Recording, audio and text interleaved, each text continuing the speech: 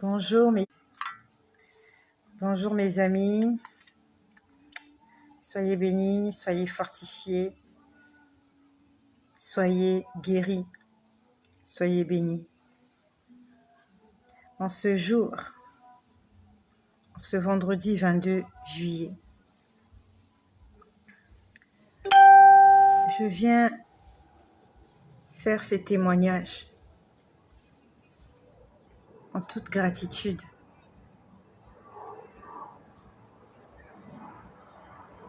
Et j'aimerais dire merci au Seigneur parce que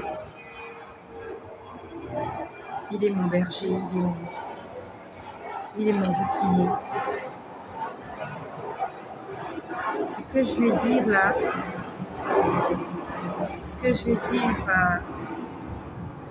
va peut-être te choquer.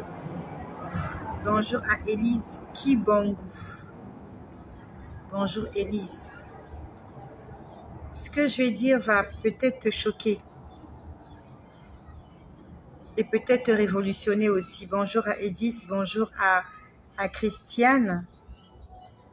Soyez bénis ma famille, Jésus-Christ. Jésus-Christ est merveilleux. Jésus-Christ est vraiment merveilleux. Bonjour à Kenny Douba. Bonjour à Madly Désiré. Soyez tous bénis. Jésus-Christ est vivant. Bonjour à Patricia Marie Rivière. Jésus-Christ est vivant, Jésus-Christ est bon. Et j'aimerais que tu le confesses. J'aimerais que tu le crois de tout ton cœur. Que tu le crois de tout ton cœur. Ce que je vais dire va beaucoup t'aider. Cette chaîne, c'est la chaîne de mon témoignage. Cette chaîne, c'est la chaîne de comment Jésus marche avec moi. Cette chaîne, c'est la chaîne de comment le Seigneur se manifeste dans ma vie. Et Dieu seul sait que je ne cache rien. Ici, je dis tout ce que je vis. Avec peut-être pas trop de précision, mais j'essaye. Parce que le Seigneur m'avait donné une recommandation. Il m'avait dit, tu vas le leur dire. Donc, de la manière dont le Seigneur m'enseigne, même me punit, c'est comme ça que je viens parler ici. Il y a beaucoup de gens sur les réseaux sociaux, ils vous parlent de la vie des autres. Ah, Paul avait fait ceci, Jacques avait fait ceci, Marie avait fait ceci. Moi, ici, je ne parle pas des autres. Ici, je parle de moi. Je parle de moi. Et souvent même, j'expose ma vie. J'expose mon intimité, j'expose mon couple. J'expose ma famille. Parce que je sais qu'il y a des gens qui doivent entendre cela. Pour être sauvés, pour être délivrés. Pour ceux qui ont suivi mon témoignage, quand le Seigneur est venu me convertir en décembre 2017, il m'a appelée menteuse, voleuse et adultère. On doit faire attention au désir de la chair. Fais attention au désir de la chair. Toi qui m'écoutes, tu vis en couple, mais cet homme n'est pas ton mari. Tu dois faire attention. Toi qui m'écoutes, tu vis en couple. Cette femme-là, tu ne l'as pas épousée. Tu dois faire attention. Ne blague pas avec ta vie. Vous vivez ensemble, vous n'êtes pas mariés. Peut-être que chacun de vous vit chez son père. Celui-là, il vit à gauche, l'autre vit à droite, mais de temps en temps, vous vous retrouvez. Quelque part, vous enfermez et vous faites plaisir à votre chair. Attention. Ce que je vais dire aujourd'hui, je l'ai vécu cette nuit. Je suis venue exposer ma vie. Je vais te parler de ma vie. Ici, je parle de ma vie. C'est bon. Tu peux partir. Ici, je parle de ma vie. Je suis en train d'interpeller toutes les personnes qui ne sont pas mariées. Toutes les personnes qui trompent leur mari, qui trompent leur femme. Approchez par ici. Je ne suis pas venue vous juger. Je suis venue vous dire ce que je vis. Parce que moi aussi, le Seigneur m'a condamnée. Lorsque le Seigneur est venu me convertir, il m'a dit « adultère ». Pourtant, je suis mariée. J'ai une alliance. Je suis mariée officiellement. Et pour ceux qui ont suivi mon témoignage, ils savent de quoi je parle lorsque je dis que Dieu m'a appelé adultère. Pourquoi Dieu m'a appelé adultère? Il y a beaucoup qui sont ici, vous n'avez pas entendu mon témoignage. Il y a plus de 1000 vidéos sur cette page, donc c'est pas évident de retrouver le témoignage que j'avais fait concernant pourquoi est-ce que Dieu m'a appelé adultère. Oui, tout à l'heure. Je suis en train de te parler. Toi qui n'es pas marié, mais qui entretient des relations avec quelqu'un. Je t'appelle par ici. Ça fait 20 ans, ça fait 30 ans, ça fait peut-être 50 ans que vous vivez ensemble. Mais vous n'êtes pas mariés. Attention. Attention. Quand le Seigneur est venu me convertir en décembre 2017, il m'a appelée menteuse, voleuse, adultère. Aujourd'hui, je m'appuyais sur adultère. Pourquoi Dieu m'a appelée adultère?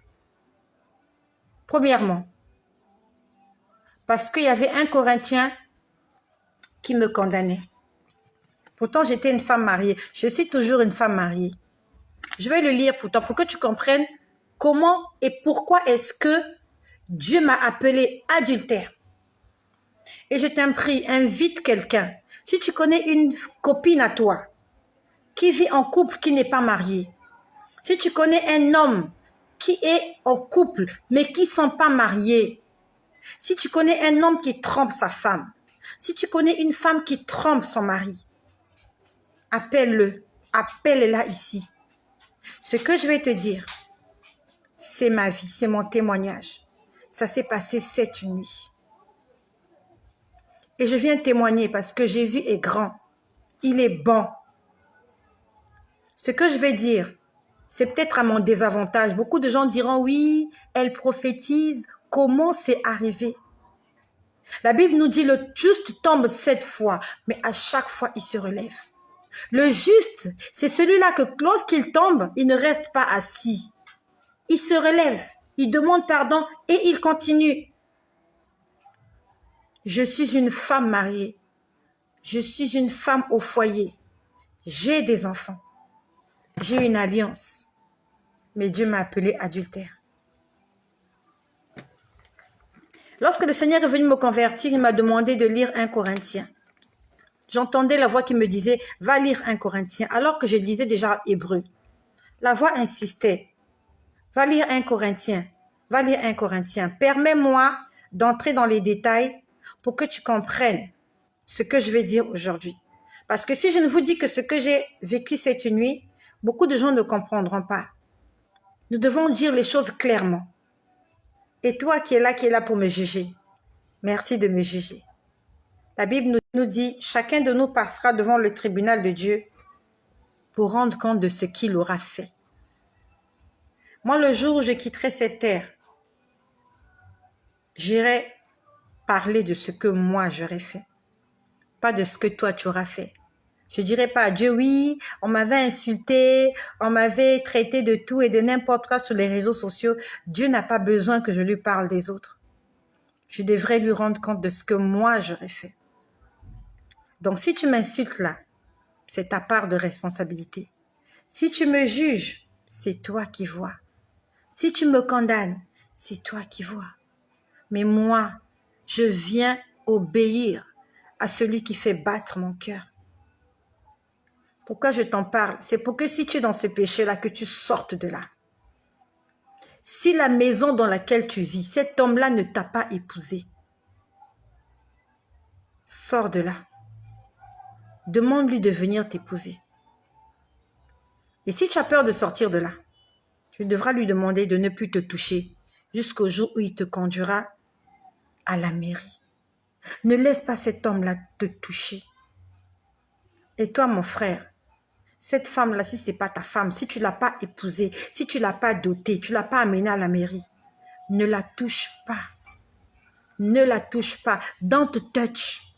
Ne blaguons pas avec la vie. Ne blaguons pas avec le commandement de Dieu. Ne blaguons pas avec la rétribution. Je suis en train de parler aujourd'hui à toutes les personnes qui vivent dans le péché sexuel. Je t'invite par ici. On est, je crois, 45. Invite quelqu'un et partage, s'il te plaît. Tout le monde doit entendre parler de ça. Je m'en fous de ce qu'ils diront de moi. Je me fiche de ce que les gens diront de moi. Je m'en fiche de ce que les gens diront de moi. La seule chose qui importe pour moi, c'est d'obéir à Jésus. C'est d'obéir à Jésus. Appelle-moi adultère. Dieu m'a déjà appelé adultère. Il m'a déjà pardonné. Donc je m'en fous que tu me dises tu es adultère, ainsi de suite, ainsi de suite. Je m'en fous de ce que tu diras. Ce qui est le plus important là, c'est qu'on abandonne le péché. Quand Dieu t'a traité d'adultère, tu sors de l'adultère. Quand Dieu t'a appelé fornicateur, sors de la fornication. Quand Dieu t'a appelé impudique, sors de l'impudicité. Quand Dieu t'a appelé menteur, voleur, sors de là. Ne reste pas là. Ne reste pas là. Quand le Seigneur est venu me convertir en décembre 2017, j'entendais une voix audible qui me disait « Va lire 1 Corinthiens, va lire 1 Corinthiens, va lire 1 Corinthiens », alors que je lisais déjà Hébreu. Bon, comme la voix insistait, je suis repartie lire 1 Corinthiens. Je suis repartie lire 1 Corinthiens, s'il te plaît.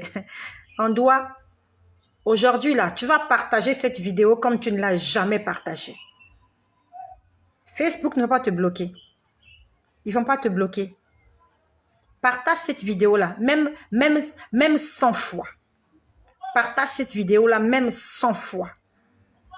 Si tu as peur dans les groupes, peut-être qu'ils vont te bloquer dans les groupes. Partage-le dans la file d'actualité. Partage, partage, partage. S'il te plaît. S'il te plaît. Donc, en décembre 2017, Dieu m'a dit, va lire 1 Corinthiens. Je suis repartie lire 1 Corinthiens. Je lisais 1 Corinthiens, je lisais. Et un jour, je tombe sur 1 Corinthiens chapitre 7. C'était un midi. Je me rappelle de ça comme si c'était hier. En ce temps-là, je revenais à la maison pour prier. Parce que je n'avais pas d'endroit pour prier au travail. Donc, le Seigneur m'avait demandé de prier comme je mangeais. Il m'a dit, de la même façon que tu nourris ta chair, c'est comme ça que tu dois nourrir ton âme. Donc, il me disait, de la même manière que tu manges, c'est comme ça aussi que tu dois prier et tu dois lire la Bible. Donc, matin, midi, soir. À midi, je revenais à la maison, je passais du temps dans la prière et dans la lecture biblique. Donc, je lis d'abord la Bible, au moins un chapitre, et après, je me mets à prier. Et quand j'ai fini, je repartais au travail. Je le faisais tous les midis. Et ce midi-là, j'étais assise, il y a une chaise qui est derrière moi là. J'étais assise. Merci le Seigneur parce que les détracteurs ne sont pas là. Vu l'heure, c'est une heure inhabituelle pour eux. Eux, ils sont là aux environs de 20h, 21h pour bloquer la vidéo. Je dis merci au Seigneur parce que cette vidéo ne sera pas mise en sourdine. Raison pour laquelle tu dois la partager pour que les gens l'écoutent en direct. Facebook, il met maintenant mes vidéos en sourdine, même quand je ne chante pas. Donc, ce midi-là, j'étais en train de lire 1 Corinthiens chapitre 7. Je lisais 1 Corinthiens chapitre 7 et j'arrive au verset 10. Je vais le lire pour toi, mais avant que je ne le lise, tu vas l'écrire. Peut-être qu'ils vont mettre ma vidéo en sourdine, mais quand tu écris, les personnes vont lire les versets bibliques.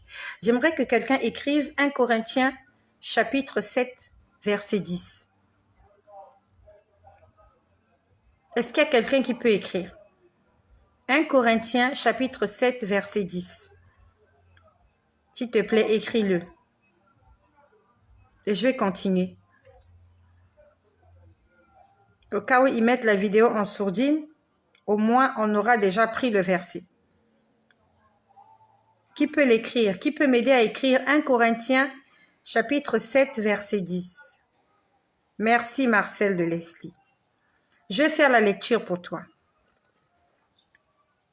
À ceux qui sont mariés, c'est l'apôtre Paul qui écrit à l'église de Corinthe, aux Corinthiens. À ceux qui sont mariés, c'est Paul qui parle. J'ordonne, non pas moi, mais le Seigneur, que la femme ne se sépare point de son mari. Si elle est séparée, qu'elle demeure sans se remarier, ou qu'elle se réconcilie avec son mari, et que le mari ne répudie pas sa femme. Ce jour-là, quand j'ai lu ce verset, je me suis mise à pleurer. Ça faisait 2 fois que j'avais lu la Bible, de la Genèse à l'Apocalypse. Je n'avais jamais fait attention à ce verset-là. À ceux qui sont mariés, j'ordonne, non pas moi. Donc Paul dit, c'est pas moi qui ordonne, mais il dit, c'est le Seigneur. Que la femme ne se sépare point de son mari. Si elle est séparée, qu'elle demeure sans se remarier, ou qu'elle se réconcilie avec son mari, et que le mari ne répudie pas sa femme. Quand j'ai lu ce verset, je me suis mise à pleurer, parce que j'étais une femme divorcée. Je m'étais mariée une première fois. J'avais divorcé. Je m'étais remariée avec quelqu'un d'autre. Et là, la Bible me dit que la femme ne se sépare point de son mari. Et si elle est séparée, qu'elle reste sans se marier. J'ai dit, Seigneur, c'est mon cas. Pourquoi tu veux que je reste comme ça? Au départ, j'ai pleuré. J'ai pleuré. Je suis entrée dans la salle de bain, j'ai pleuré. Après, j'ai dit, mais c'est Paul qui l'a dit, c'est pas Jésus qui l'a dit. Le Seigneur m'a dit, va lire Matthieu. Il va dire, là, c'est Paul qui parle. Mais dans Matthieu, c'est moi qui parle. Il m'a dit, va lire Matthieu.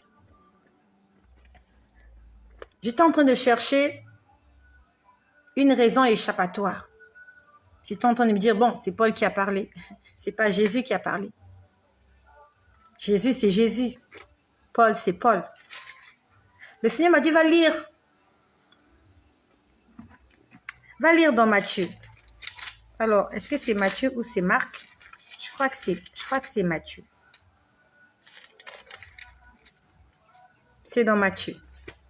Que le Seigneur m'aide. Je vais te donner les versets. Non, je crois que c'est Marc. Un instant. Alors, je crois que c'est Matthieu. Non, je crois que c'est Marc. Un instant, je crois que c'est Marc 10. Ok. Le Seigneur me dit, va lire Marc 10. Parce que pour moi, c'est Paul qui avait parlé et que ça n'avait pas vraiment de poids pour moi. Le Seigneur me dit, va lire Marc 10. Marc 10, à partir du verset 11. Est-ce qu'il y a quelqu'un qui peut l'écrire? Marc 10, verset 11. Que quelqu'un l'écrive, s'il vous plaît. Et quand tu seras plus calme, j'aimerais que tu puisses relire ces versets-là. Si tu es dans cette situation-là, tu es divorcé, va lire ces versets-là. Et que le Seigneur t'aide. Dans Marc 10, au verset 11, il est écrit ceci. C'est Jésus qui parle. Il leur dit, c'est Jésus qui parle à ses disciples. Celui qui répudie sa femme et qui en épouse une autre commet un adultère. Et si la femme quitte son mari et en épouse un autre, elle commet l'adultère. Celui qui répudie sa femme et en épouse un autre commet un adultère. Et si la femme quitte son mari et en épouse un autre, commets un adultère. En fait, Dieu était en train de me dire clairement que le fait de divorcer et de se remarier, c'était l'adultère. Je ne le savais pas. Il y a beaucoup de gens qui ne le savent pas. Que se remarier après un divorce, c'est l'adultère. Pire encore, vivre en concubinage. Vous vivez ensemble, vous n'êtes pas mariés. Si déjà se remarier, c'est le péché, à combien plus forte raison, si tu vas te mettre avec quelqu'un et que vous ne vous mariez pas. Ces versets bibliques ont détruit ma vie. Ces versets bibliques m'ont fait pleurer. J'ai pleuré, j'avais maigri parce que j'étais une femme divorcée et remariée. Je parle à visage découvert. Il y a mes parents qui me suivent, les membres de ma famille. Il y a mes enfants qui m'écoutent. Il y a mes amis, mes frères de l'église. Je dis à visage découvert. Il y a aussi mon mari qui m'écoute. Il est aussi sur Facebook. Mais la Bible nous dit, à qui voulons-nous obéir? À qui voulons-nous faire plaisir? Aux hommes ou à Dieu? À qui veux-tu obéir? À qui veux-tu faire plaisir? Tu veux faire plaisir à ton mari ou tu veux faire plaisir à Dieu? Qu'est-ce que Dieu dit? Et qu'est-ce que cet homme-là ou cette femme-là te dit? Qu'est-ce que tes parents te disent? Ah, vivez comme ça, et d'abord des enfants, dans 5 ans, vous allez vous marier. C'est ce qu'ils vous ont dit. Et qu'est-ce que la Bible dit? Quand j'ai lu ces versets, ça a détruit ma vie. Ça a détruit mon moral. J'étais une femme mariée. Je ne vais pas en concubinage avec cet homme-là. Il m'a épousée, il m'a dotée. J'ai été dotée la première fois. On m'a mariée la première fois. Je suis allée au tribunal, j'ai divorcé. J'ai rencontré un homme, il m'a dotée. On s'est remariés. Et là, des années plus tard, Dieu m'appelle adultère. Pourtant, pour les hommes, je ne suis pas adultère. Si je vais à la mairie, j'ai un acte de mariage. On a versé la dot. J'ai des témoins, j'ai des photos. Il m'a dotée, je suis son épouse. Mais Dieu, lorsqu'il me voit, il m'appelle adultère. La Bible nous dit, vos voix ne sont pas mes voix. Vos pensées ne sont pas mes pensées. Le problème est qu'est-ce que Dieu dit au sujet de ce que tu es en train de faire là tout de suite? Les hommes vont t'applaudir. Ah oui, elle vit chez son homme, elle vit chez le père de son enfant. Oh, mais c'est pas mauvais. Il faut faire grandir l'enfant. Ah, elle vit chez le géniteur, elle vit chez le responsable de sa grossesse. Oh oui, il faut faire grandir la grossesse, oui. Le fœtus a besoin de chaleur. Mais qu'est-ce que la Bible dit? Qu'est-ce que Dieu dit? Un jour, chacun de nous va comparaître devant le tribunal de Dieu. Et c'est ça le plus important. Est-ce que Dieu va te condamner ou il va te justifier? Pour les hommes, c'est normal. Ils vivent ensemble parce qu'ils s'aiment. Ah, ils ont signé un pacte, ils ont signé un pax, ils ont signé un contrat à durée déterminée. Mais qu'est-ce que Dieu dit au sujet de ton contrat de mariage à durée déterminée? Ce que je te dis là, je te parle de moi. Ce que je te dis, je te parle de moi. Dieu m'a appelé adultère. Parce que j'étais mariée, j'ai divorcé, je me suis remariée. Plusieurs personnes me poseront des questions. On va rester tranquille. On va continuer à lire la Bible. Je suis en train de te parler de mon témoignage. Je ne te parle pas de quelque chose que j'ai lu dans un livre. Le Seigneur m'a expliqué pourquoi il m'appelait adultère. On va lire Romains chapitre 7, verset 2. Écris-le d'abord avant de le lire. On va lire Romains chapitre 7, verset 2. Écris-le. Avant qu'on le lise, écris-le d'abord. Quand tu vas le lire, tu vas oublier ce qu'on a lu. Que quelqu'un écrive Romains chapitre 7, verset 2. Merci Marcel de Leslie. Et si la femme est en troisième position, est-ce qu'elle est mariée, cette femme-là?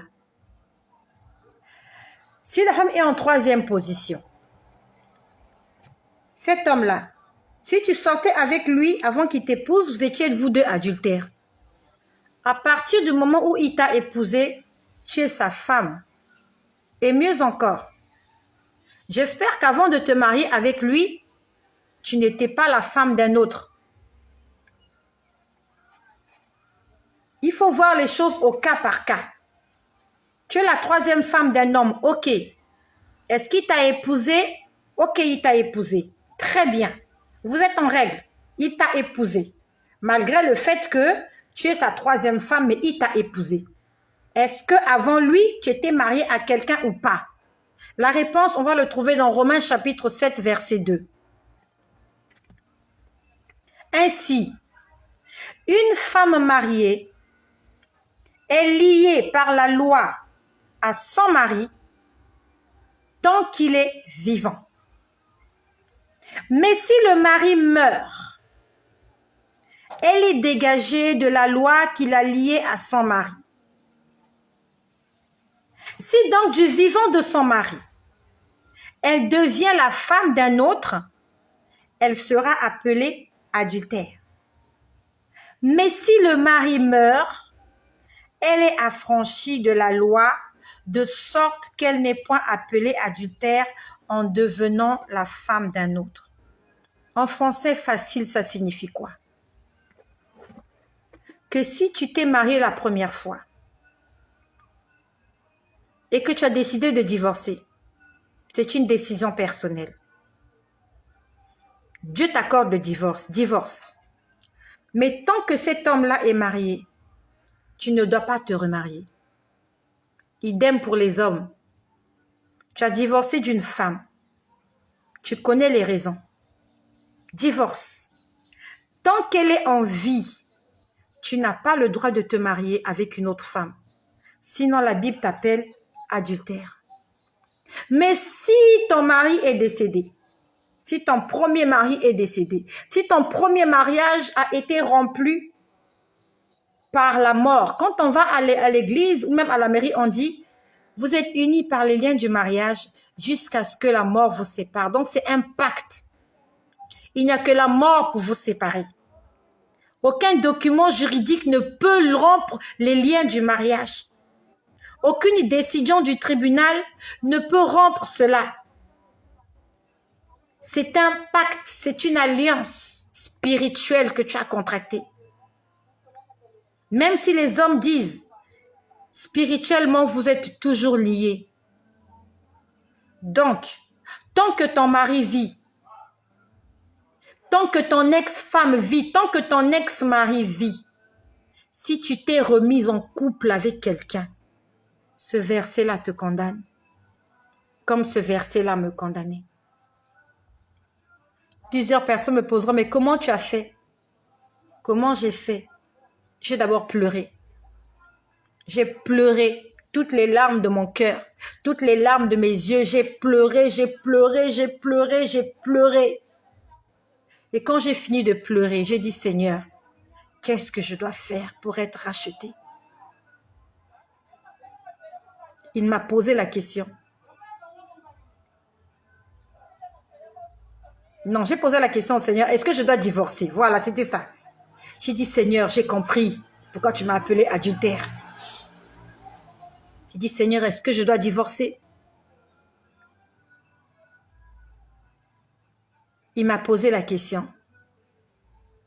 Est-ce que quand tu t'étais marié, est-ce que tu m'avais consulté? C'est la question qu'il m'a posée. Parce que là, je lui demandais, est-ce qu'il fallait que je divorce? En fait, il est reparti à la Genèse. Il m'a dit, est-ce que lorsque tu t'es engagé dans cette relation, je ne l'avais pas consulté. Quand j'avais divorcé, J'avais demandé à Dieu d'intervenir. Je lui avais dit, Seigneur, si tu n'interviens pas, je vais divorcer. Et les choses n'avaient pas changé. Et j'ai divorcé. Mais pour mon deuxième mariage, je n'ai jamais demandé à Dieu qu'est-ce qu'il pensait. Pourquoi j'étais ignorante? Ah, parce que j'étais ignorante, oui. Et le Seigneur, pourtant j'avais lu la Bible plusieurs fois. J'ai dit au Seigneur, et quand je parle de ces choses, c'est un dialogue qu'il y a entre Dieu et moi. Dieu parle, Dieu te répond. Je posais la question à Dieu et il me répondait, comme je suis en train de te parler. Je lui posais la question et il me répondait. C'était pas un rêve, c'était pas un songe. Excusez-moi, je commence à avoir froid, je ne sais pas ce qui se passe. J'ai très froid et ça me dérange. Le Saint-Esprit est présent parmi nous. Je lui ai posé la question. Et il me répondait. J'ai dit, Seigneur,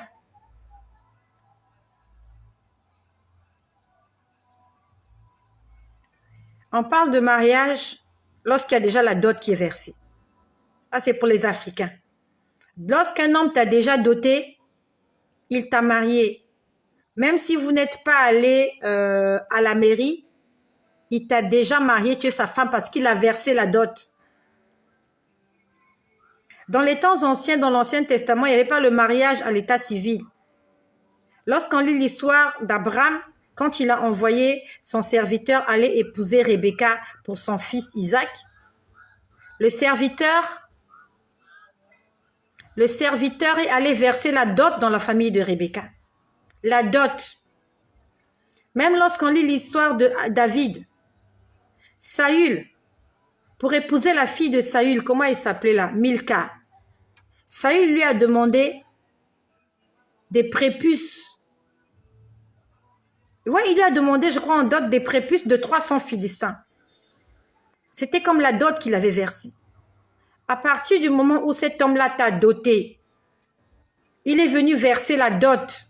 Tu es déjà sa femme. Tu es sa femme. C'est ça. Mariage arrangé ou mariage pas arrangé, tant que le monsieur a versé la dot, tu es sa femme. Et surtout, si le mariage a déjà été consommé, ça veut dire que vous avez déjà eu des relations sexuelles. Parce qu'il y a des gens, hein, il a versé la dot, mais il ne t'a jamais connu. Là, tu n'es pas sa femme, vous n'êtes pas encore accouplés. Vous n'êtes pas un. Il y a des gens comme ça. Le gars a versé la dot, mais il ne t'a jamais connu. Là, la dot, là, tu peux lui rembourser la dot, il ne t'a jamais connu sexuellement. Mais à partir du moment où il t'a doté, vous vous êtes connus sexuellement, tu es sa femme, tu es son mari. Ça veut dire qu'après, là, fais attention. Ne tombe pas dans l'ignorance que moi, là, j'ai vécue. Personne ne m'avait dit ces choses. J'allais à l'église, on ne prêchait jamais sur le divorce. On ne parlait jamais de mariage. Comment. J'allais à l'église, jamais personne ne m'avait dit que se remarier était un péché. Mais sauf que ce n'était pas une excuse. La Bible nous dit dans Josué chapitre 1 verset 8 que ce livre de la loi ne se loigne point de toi. Médite-le jour et nuit. Donc le problème, je ne veux pas accuser le pasteur. C'est moi-même d'abord.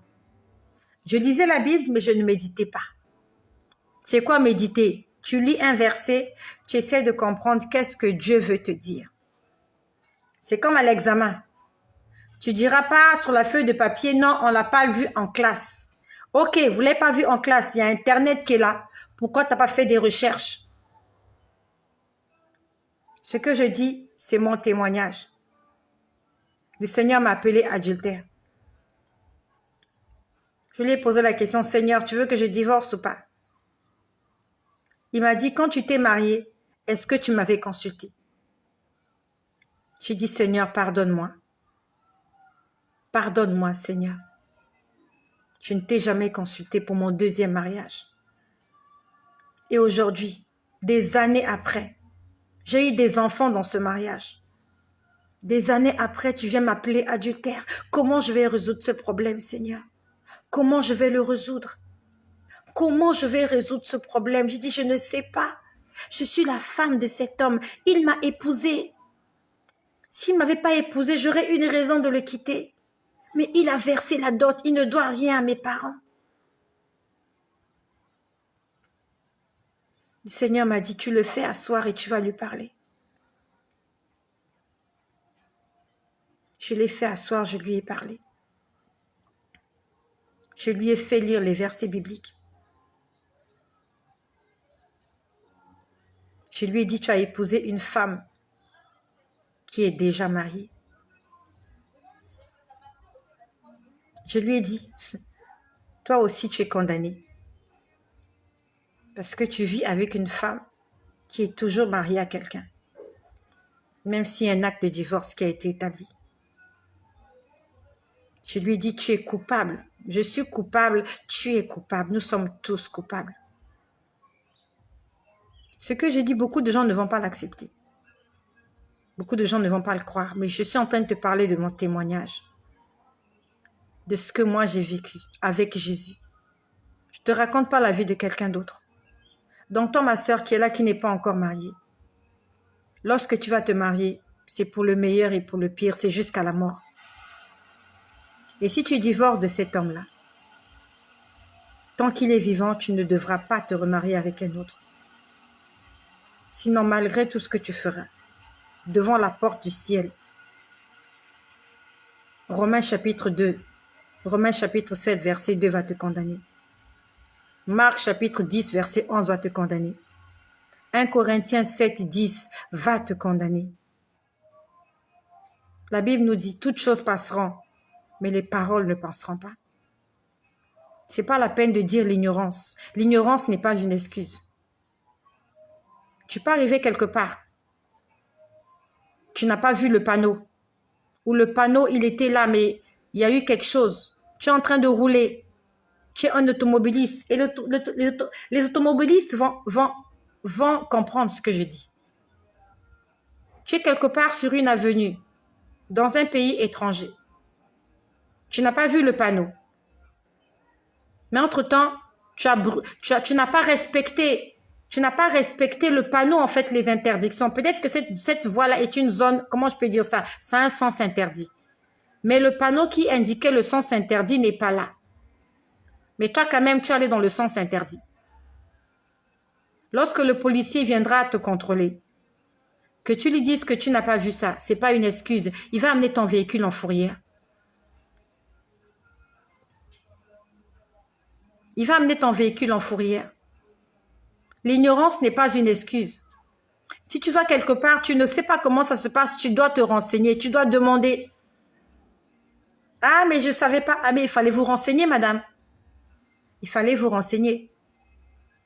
Ne pas savoir n'est pas une excuse.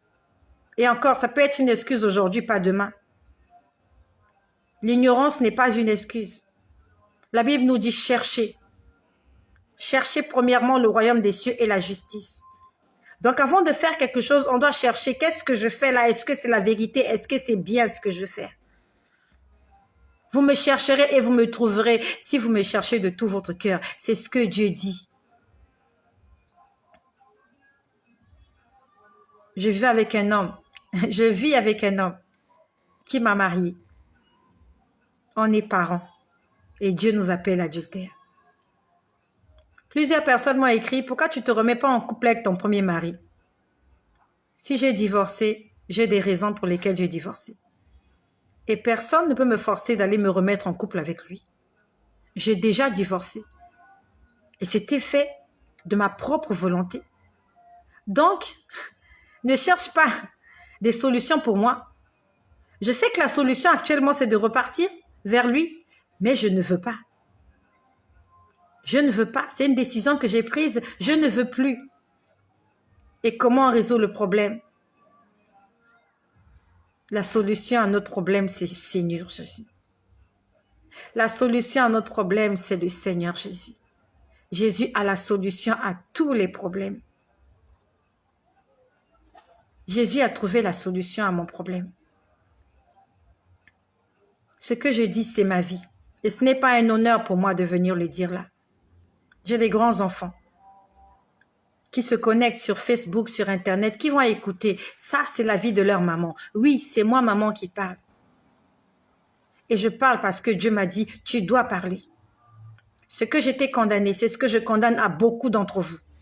L'ignorance. Et pourquoi vous êtes ignorant? Parce que vous ne lisez pas. Et même quand vous lisez, vous êtes ignorant. Pourquoi? Parce que vous ne méditez pas. C'est ce qu'il m'a dit. Non seulement vous lisez pas, et quand vous lisez, vous ne méditez pas. Médite le jour et nuit. Médite. Non seulement méditer pour méditer, mais médite-le afin d'agir fidèlement selon ce qui est écrit. J'aime mon deuxième mari, je l'aime, c'est mon mari. Même si Dieu m'appelait adultère, je l'aime, j'aime cet homme. Il est venu me redonner le sourire. Et il fallait qu'on trouve une solution au problème, parce qu'on s'aime. On ne voulait pas se quitter. Se quitter n'était pas la solution. Il fallait qu'on trouve une solution. C'est quoi la solution? Le Seigneur m'a dit, la cohabitation, je ne suis pas contre la cohabitation. Mais je suis contre l'acte. Je suis contre le péché. Le Seigneur m'a dit, je vous permets de cohabiter ensemble. Mais ne passez plus à l'acte. Parce que c'est cet acte-là qui vous condamne.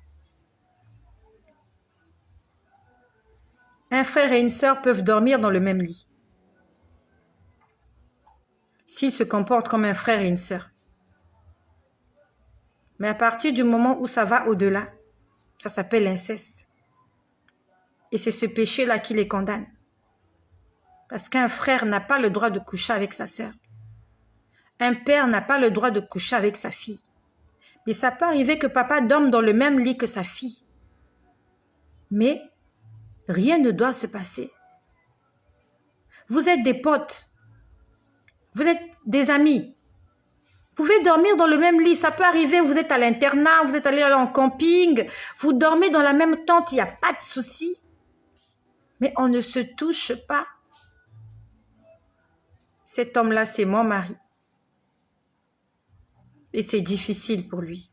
C'est un homme, c'est très difficile pour lui. Et je le respecte parce qu'il a accepté cette décision divine-là pour le salut de nos âmes. Beaucoup d'hommes ne l'accepteraient pas. Et aujourd'hui, quand j'en parle, il y a beaucoup de gens qui ne croient pas que c'est ça. Depuis 2017, on vit ensemble dans la même maison. On ne se touche pas. C'est possible de vivre dans la chasteté. Toi qui es là, qui vas douter de ce que je dis, c'est parce que tu ne crains pas Dieu que tu crois que c'est impossible. Il faut craindre Dieu pour pouvoir le faire. Lorsque, comme moi, tu es tombé dans l'enfer et tu as vu le salaire du péché, tu fais attention à là où tu mets tes pieds. Je vis avec cet homme qui est mon mari, qui est le père de mes enfants, mais qui est mon deuxième mari. Je vis avec lui dans la chasteté. Et les gens n'y croient pas. Les gens n'y croient pas. Je ne vais pas le quitter. Et lui n'a pas envie de me quitter. C'est pas pour un rapport sexuel qu'on va quitter cet homme-là. C'est pas parce qu'il n'est plus dans mon intimité. Non. Et lui aussi l'a accepté. Il m'a dit, tu es ma femme. Tu restes ma femme. Je t'aime. Mais Dieu nous a condamnés. On va rester ensemble. On va marcher dans l'obéissance. Prie pour ton mari. Dieu va le convertir. Dieu peut changer ton mari. Cet homme-là est impudique, adultère. On n'est pas mariés. Oui, devant Dieu, on n'est pas mariés. Mais devant des hommes, on est mariés. On a des enfants à élever. On va se séparer. Et que deviendront ces enfants-là? Devant les hommes, nous sommes mariés. Mais devant Dieu, on n'est pas mariés. D'accord? On a des responsabilités. Il faut qu'on assume des responsabilités. Les enfants là, comment on va s'en occuper si on se sépare? Est-ce que nous avons bâti ensemble? Comment on va gérer ça? Si on se sépare, comment on gère ça? Je crois qu'au lieu de se séparer, on s'assoit et on trouve des solutions. Et c'est ce que nous avons fait. On a trouvé des solutions dans la Bible. Dans la parole de Dieu, on a trouvé des solutions. Dieu est contre le péché sexuel. À ce moment-là, on va vivre sans péché sexuel. C'était ça notre solution. C'est ça notre solution. On vit ensemble, on ne pêche pas. Voilà. C'est ce qui se passe là maintenant. Et Dieu n'a rien contre le fait de vivre ensemble. Dieu n'a rien contre le fait de manger sur la même table. Dieu n'a rien contre le fait de partager le même lit. Dieu n'a rien contre le fait de porter des mêmes vêtements. Dieu n'a rien contre le fait d'aller en week-end ensemble au restaurant. Mais c'est l'acte qui te condamne.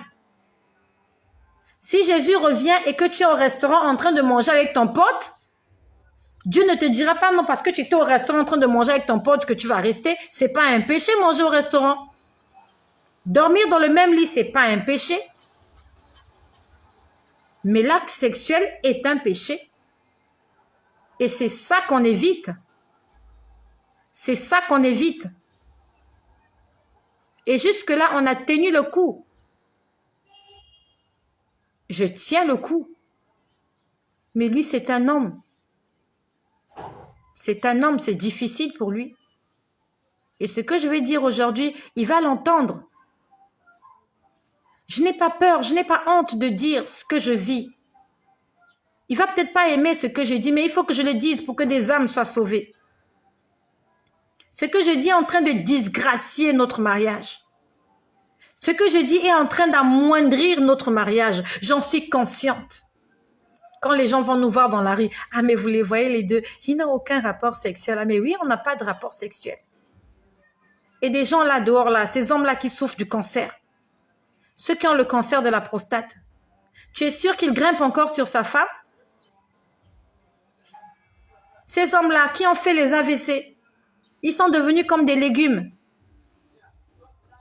Tu es sûr qu'il grimpe encore sur sa femme? Nous, on n'a pas le cancer. On n'a pas fait d'AVC. Mais on veut obéir à Jésus-Christ pour le salut de nos âmes. Et comme je l'ai dit plus haut, comme je l'ai dit précédemment, lui, c'est un homme. Et nous savons que pour les hommes, c'est difficile, n'est-ce pas? Pour les hommes, c'est difficile. Moi, je suis vaccinée. Ça ne me fait plus rien. Mais lui, c'est un homme. C'est un combat chez lui.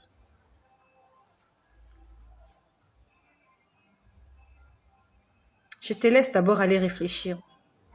Je vais laisser le suspense. On va faire comme dans les films hindous. Suspense. Je ne vais pas te dire ce qui s'est passé. Mais sois-en sûr. Ma relation avec Jésus n'a pas changé. Je vais te laisser aller méditer sur ce que je t'ai dit. Va méditer sur 1 Corinthiens chapitre 7 verset 10. Va méditer sur Romains chapitre 7 verset 2. Va méditer sur Marc 10 verset 11. Est-ce que tu es dans cette situation? Mieux encore, va lire 1 Corinthiens chapitre 6 verset 9 à 10. Aucun impudique. Les versets que j'ai dit précédemment, c'est pour les mariés. 1 Corinthiens 6 verset 9, à partir du verset 9. Ça, c'est pour l'impudique. L'impudique, c'est qui? C'est celui qui vit son mariage. Ça, c'est pour les impudiques, les fornicateurs. Vous couchez ensemble, mais vous n'êtes pas mariés. Et c'est devenu à la mode maintenant. C'est mon petit ami, c'est ma petite amie, voilà. C'est mon fiancé, mais quand même, de temps en temps, on fait... C'est mon petit ami, c'est ma petite amie, c'est mon fiancé. Mais de temps en temps, on se tripote. Attention. Attention. Je le dis pour le salut des âmes. Je suis désolée pour les personnes qui vont être choquées par cette vidéo. Je suis comme la femme adultère. Elle avait été attrapée en flagrant délit. On l'amenait à Jésus, croyant que Jésus allait la condamner. Cette femme adultère, là, c'était moi. Jésus était en train d'écrire une nouvelle histoire pour moi, pendant que les hommes me condamnaient, pendant que le diable me condamnait, pendant que le péché me condamnait. Il était en train de déchirer mon acte de condamnation. Il était en train d'écrire une nouvelle histoire pour moi. Après, il m'a dit, va et ne pêche plus. C'est ça la vie d'Estelle. Dieu m'a déjà pardonné. Il m'a dit, va et ne pêche plus. Et c'est ce que je fais depuis décembre 2017. Mais ce que j'aimerais te dire aujourd'hui, ça s'est passé dans ma chambre cette nuit. Ma relation avec Jésus n'a pas changé. Je n'ai pas péché. N'aie pas peur. N'aie pas peur. Je crains Dieu. Pour rien au monde, pour aucun plaisir, je ne raterai le ciel. Pour rien au monde, pas pour des millions, pas pour des milliards, pour rien au monde. Je dis pour rien au monde. Pour rien au monde, je vais perdre mon salut.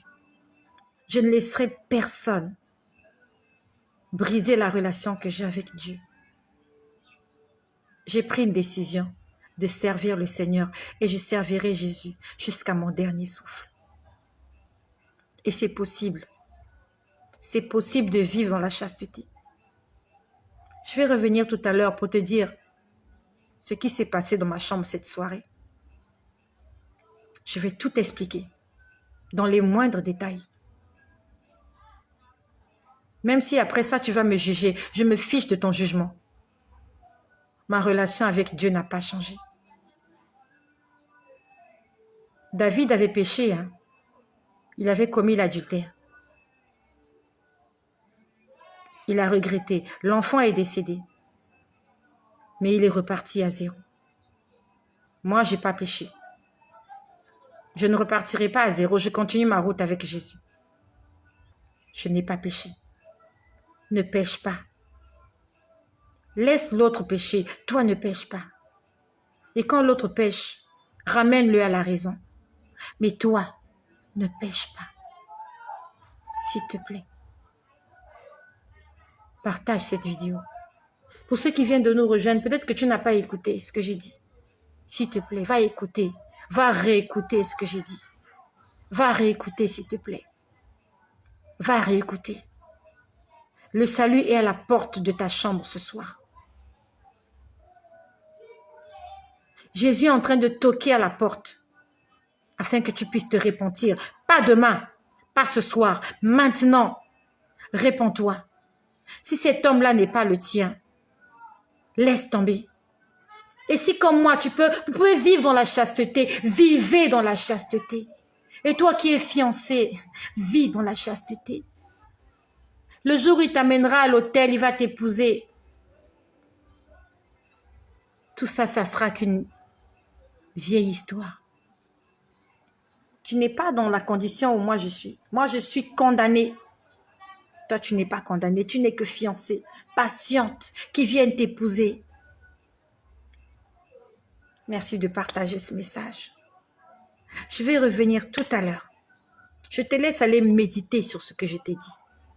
Toi qui es une femme divorcée, toi qui es un homme divorcé, va méditer sur ce que j'ai dit et partage-le s'il te plaît. Je vais revenir tout à l'heure.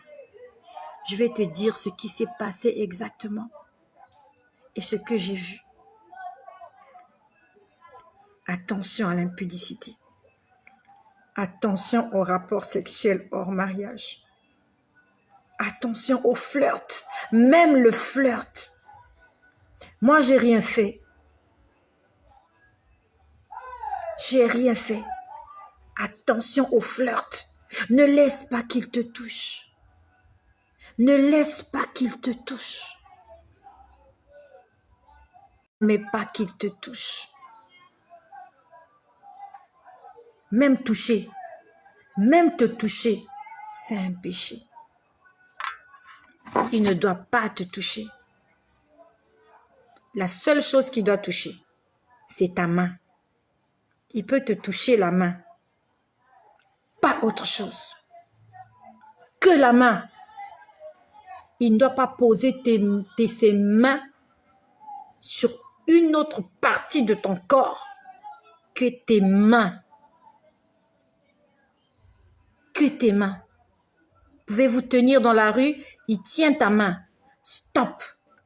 Ne le laisse pas poser ses mains sur une autre partie de ton corps. Merci de partager ce message. Dieu t'a parlé. Dieu est en train de te parler aujourd'hui. Après avoir entendu cette vidéo, qu'est-ce que tu vas faire? Il faut que tu prennes une décision. La nuit est avancée, le jour approche. L'homme n'est pas maître de son souffle. Et il n'a aucun pouvoir sur le jour de la mort. Peut-être que c'est aujourd'hui le dernier jour. Et le Seigneur veut que tu fasses la paix avec ton Créateur. Ne reporte pas à demain ce que tu dois faire aujourd'hui. Merci d'envoyer ce message à quelqu'un qui est concerné. Je te donne rendez-vous tout à l'heure. Que la gloire et l'honneur, la puissance, la majesté reviennent à Jésus-Christ, notre Seigneur, le Dieu du pardon.